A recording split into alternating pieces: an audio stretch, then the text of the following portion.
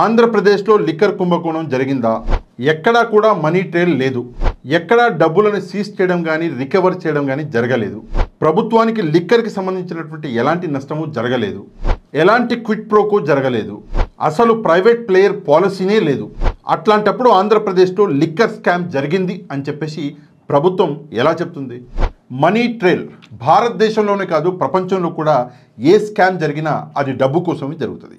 ఆంధ్రప్రదేశ్లో so called liquor scam జరిగింది అని చెప్తున్నటువంటి సిట్ ఎట్లాంటి మనీ ట్రైల్ కూడా ఎక్కడ కూడా జరిగినట్టు ఆధారాలని కోర్టు ముందు ప్రొడ్యూస్ చేయలేదు. ఢిల్లీ లిక్కర్ స్కామ్లో కొంతమంది, ఉదాహరణకి అరుణ్ పిల్లై, సమీర్ మహేందు, విజయ్ నాయర్, దినేష్ అరోరా, అమిత్ అరోరా వంటి వ్యక్తులు హవాలా, మిడిల్ మ్యాన్, లాబీయిస్టులుగా పనిచేశారు అని చెప్పేసి ఈడీ కొంత ఆధారాలని కోర్టు ముందర ప్రొడ్యూస్ చేయడం జరిగింది. కానీ ఆంధ్రప్రదేశ్లో మాత్రం ఎటువంటి ఆధారాలని సిట్టు కోర్టు ముందు ప్రవేశపెట్టలేకపోయింది.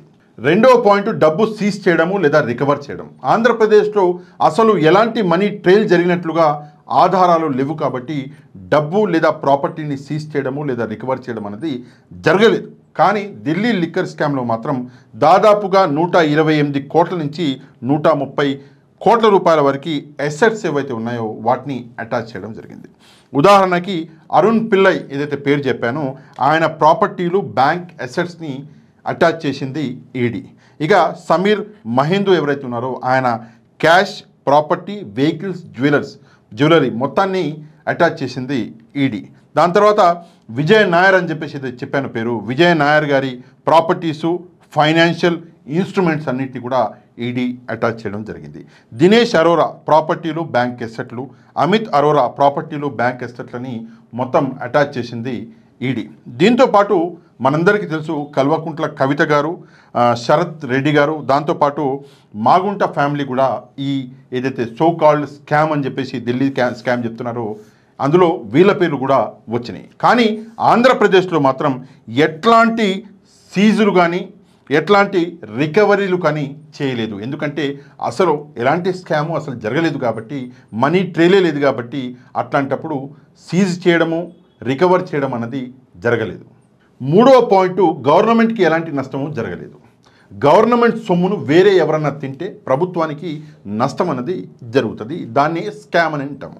కానీ ఆంధ్రప్రదేశ్లో జరిగినటువంటి సో కాల్డ్ ఈ లిక్కర్ స్కామ్ ఏదైతే చెప్తున్నారో దీంట్లో ప్రభుత్వానికి ఎలాంటి నష్టము జరగకపోగా ఇంకా ప్రభుత్వ ఆదాయం అనేది పెరిగింది. ఉదాహరణకి చంద్రబాబు నాయుడు గారి హయాంలో మొత్తం లిక్కర్ మీద వచ్చినటువంటి సంపాదన 70,476 కోట్ల రూపాయలైతే జగన్మోహన్ రెడ్డి గారి హయాంలో వచ్చినటువంటి సంపాదన ఏదైతే ఉందో అది 1,06,065 కోట్లు. అదే కాకుండా లిక్కర్ సేల్ అన్నది పడిపోయినా కానీ సంపాదన పెరిగింది. అది ఎప్పుడు జరుగుతుంది అంటే ఎలాంటి అవినీతి లేనప్పుడు మాత్రమే ఇది సాధ్యపడుతుంది. ఉదాహరణకి మీకు ఇక్కడ స్క్రీన్ మీద ఒక ఫోటో కనిపిస్తుంది. కొంచెం జాగ్రత్తగా చూస్తే చంద్రబాబు నాయుడు గారి హయాంలో మొత్తం 5 నెలలలో లెక్కేసుకుంటే 70,476 కోట్లు ఇక్కడ మనకు కనిపిస్తుంది ఆదాయం. జగన్మోహన్ రెడ్డి గారి హయాంలో కూడా 1,06,065 కోట్ల రూపాయల ఆదాయం అనేది మనకి క్లియర్గా కనిపిస్తుంది. అంటే ప్రభుత్వానికి ఎలాంటి నష్టం జరగలేదు, అంటే ఎలాంటి స్కామ్ అనేది ఈ లిక్కర్లో జరగలేదు. ఇక నాలుగవది క్విట్ ప్రోకో. క్విట్ ప్రోకో అంటే ఏంటంటే ఇప్పుడు నేను మీకు సహాయం చేస్తాను, దానికి బదులు మీరు నాకు సహాయం చేయండి. దీన్ని క్విట్ ప్రోకో అంటాం. అంటే ప్రభుత్వ పెద్దలకి ఈ లిక్కర్కి సంబంధించినటువంటి డిస్టిలరీలు లేదా దుకాణదారులు సహాయం చేస్తే ప్రభుత్వం ఇండైరెక్ట్గా వాళ్ళకి సహాయం చేయడం. ఇది ఆంధ్రప్రదేశ్లో జరగలేదు. ఎందుకు జరగలేదు అంటే ప్రభుత్వం మొత్తము ప్రైవేట్ ప్లేయర్ని పక్కన తీసేసి మొత్తం గవర్నమెంట్ని నడిపించింది. ఎక్కడా కూడా అసలు ప్రైవేట్ ప్లేయర్లే లేరు. అట్లాంటప్పుడు క్విట్ ప్రోకో జరిగేటటువంటి ఆస్కారమే లేదు. ఇదే మనం ఢిల్లీ లిక్కర్ స్కామ్ని తీసుకుంటే ఢిల్లీ లిక్కర్ స్కామ్లో 100 కోట్లు ఏదైతే ఉందో దీన్ని బ్రైబ్స్గా ఇచ్చారు. ఎక్కడ ఇచ్చారు అంటే గోవా, పంజాబ్ ఎలక్షన్లలో ఈ మనీని 100 కోట్ల డబ్బుని వాడారు.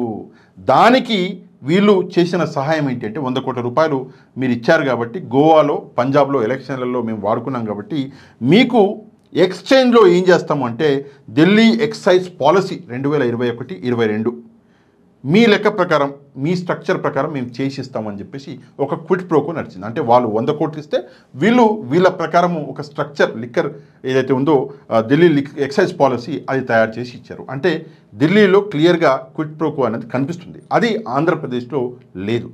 ఇక 5వది చివరిది నో ప్రైవేట్ ప్లేయర్స్ పాలసీ. ఇది చాలా ఇంపార్టెంట్ అండి. అసలు ఈ లిక్కర్లో ఆంధ్రప్రదేశ్లో 2019 నుంచి 24 వరకు ప్రైవేటు వ్యక్తులు ఈ లిక్కర్ సేల్ అనేది చేయలేదు. చేసింది మొత్తం ఆంధ్రప్రదేశ్ ప్రభుత్వమే. ఇంతకుముందు చంద్రబాబు నాయుడు గారి హయాంలో 4380 ఈ లిక్కర్ షాపులు ఉండే. నేను 2014 నుంచి 19 మధ్యలో మాట్లాడుతున్నా.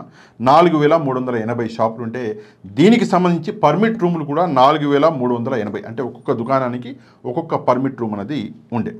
దాన్ని జగన్మోహన్ రెడ్డి గారు తగ్గించి 2934 షాపులు చేసిండు. పర్మిట్ రూమ్లని మొత్తానికి లేకుండా చేసిండు.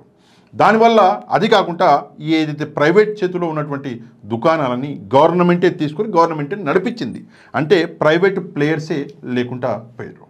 మళ్ళీ ఇప్పుడు అధికారంలోకి వచ్చిన కూటమి మళ్ళీ ప్రైవేటు వ్యక్తులకి ఇది దుకాణాలను ఇవ్వడము, దుకాణాలను ఇంకా పెంచడం, వైన్ షాప్స్ని పెంచడము, 3396 వైన్ షాప్స్ చేయడం అన్నది దీన్ని ప్రైవేట్ ప్లేయర్ల చేతిలో పెట్టడము అంటారు. ప్రభుత్వం నడిపిస్తే అది స్కామ్ ఎట్లవుతుంది? జగన్మోహన్ రెడ్డి గారి హయాంలో ఎలాంటి కొత్త డిస్టిలరీలకి పర్మిషన్ అన్నది ఇవ్వలేదు. ముందు నుంచి ఉన్నది 20 డిస్టిలరీలే. చంద్రబాబు నాయుడు గారు 14 డిస్టిలరీలకు అనుకుంటా పర్మిషన్ అనేది ఇచ్చారు. అంతకుముందు ఉమ్మడి ఆంధ్రప్రదేశ్ నుంచి 6 డిస్టిలరీలు వచ్చాయి. అంటే మొత్తంగా ఉన్నది 20. ఆ 20 డిస్టిలరీలని కంటిన్యూ అనేది జగన్మోహన్ రెడ్డి గారు చేశారు. కానీ ఎక్కడా కూడా కొత్త డిస్టిలరీలకి పర్మిషన్లు ఇవ్వలేదు. ఇక అది కాకుండా చాలామంది అడిగేటటువంటి ప్రశ్న ఏంటంటే ఆన్లైన్ పేమెంట్స్. చాలామంది నన్ను అడిగారు, ఫోన్లు కూడా చేసి ఈ విషయం మీద ప్రశ్నించడం జరిగింది. ఆన్లైన్ పేమెంట్స్ తీసేశారు, ఓన్లీ క్యాష్ పేమెంట్లే పెట్టారు అని చెప్పేసి ప్రశ్నించడం జరిగింది. ఆన్లైన్ పేమెంట్స్ తీసేయడానికి కారణం ఏంటి అంటే కేవలము సేల్ తగ్గించాలి అని చెప్పేసి కేవలం ఒకే ఒక ఉద్దేశంతో ఆ ఆన్లైన్ పేమెంట్లు తీసేయడం జరిగింది. కానీ ప్రతి బాటిల్ మీద QR కోడ్ పెట్టడం జరిగింది. ఆ బాటిల్ని వేరే ఎక్కడ అమ్మడానికి లేదు. QR కోడ్ పెడితే ప్రతి బాటిల్ కూడా లెక్కలోకి వస్తుంది అని చెప్పేసి ఒక మంచి ఉద్దేశంతో ప్రతి బాటిల్ మీద QR కోడ్తో పాటు ప్రతిరోజు సాయంత్రం జిల్లా హెడ్ క్వార్టర్స్కి మొత్తం అమ్మకాలు ఎంత జరిగినాయి అని చెప్పేసి డీటెయిల్స్ అదే రోజు సాయంత్రము చేరవేయాలి అన్న కండిషన్ కూడా జగన్మోహన్ రెడ్డి గారు పెట్టడం జరిగింది. అదీ కాకుండా మరుసటి రోజు తెల్లవారుజామునే ప్రభుత్వానికి ఆ డబ్బు జమ అన్నది అవ్వాలి అని చెప్పేసి బెవరేజ్ కార్పొరేషన్కి ఈ ఏదైతే ఉన్నదో ఆర్డర్స్ కూడా జగన్మోహన్ రెడ్డి గారు వేయడం జరిగింది. చంద్రబాబు నాయుడు గారు దాదాపుగా 2014 నుంచి 19 మధ్యలో 6500 కోట్ల రూపాయల ఒక స్కామ్ చేశారు. ప్రివిలేజ్ ఫీజు అని చెప్పేసి ఆ ఫీజుని రద్దు చేశారు. కాకపోతే ఆ ఫీజు కొంతమంది ప్రైవేట్ వ్యక్తుల జేబులో పడ్డది. ఆ ప్రైవేట్ వ్యక్తులు టీడీపీకి సంబంధించినటువంటి వ్యక్తులు అని చెప్పేసి చంద్రబాబు నాయుడు గారి మీద ఆల్రెడీ ఈ లిక్కర్ స్కామ్ కేసు అనేది నడుస్తున్నది 2014 నుంచి 19 మధ్యలో. ఈ లిక్కర్ స్కామ్ కేసులో చంద్రబాబు నాయుడు గారు బెయిల్ పైన ఉన్నారు. కాకపోతే ఇందులో కక్ష సాధింపు చర్యగా చంద్రబాబు నాయుడు గారు ఈరోజు ఏం చేస్తున్నారంటే కేవలము కక్ష సాధించాలి అన్న ఒక దురుద్దేశంతో లేని ఒక స్కామ్ని సృష్టించి లిక్కర్ స్కామ్ అని చెప్పేసి పేరు పెట్టి ఈ అరెస్టులు చేయడము.